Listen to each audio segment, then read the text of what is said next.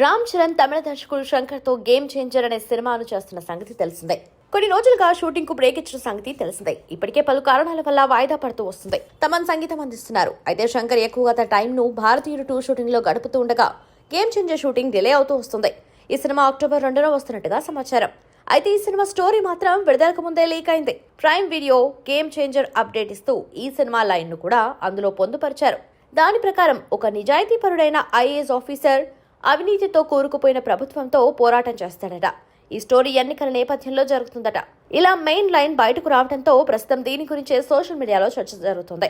ఇక రామ్ చరణ్ ఇతర సినిమాల విషయానికి వస్తే ఆయన తన 16వ సినిమాను ఉప్పెన దర్శకుడు బుచ్చిబాబుతో ఓ సినిమా చేస్తున్న సంగతి తెలిసిందే. ఈ సినిమా లాంచింగ్ ఈవెంట్ ఈ రోజు ఘనంగా జరిగింది.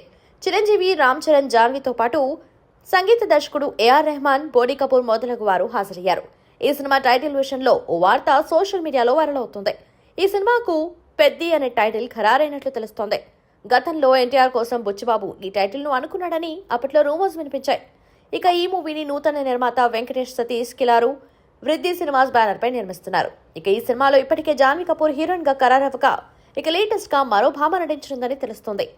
RC-16 మూవీ కంప్లీట్ గా రా అండ్ రస్టిక్ గా ఉండబోతున్నట్లుగా తెలిసింది. ఈ సినిమా కోసం Ram Charan special make over అవుతున్నట్లు మేకర్స్ పేర్కొన్నారు.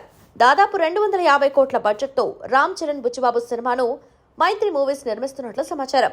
రామ్ చరణ్ కెరియర్ లోనే భారీ బడ్జెట్ మూవీగా RC-16 రూపుదిద్దుకోబోతుంది.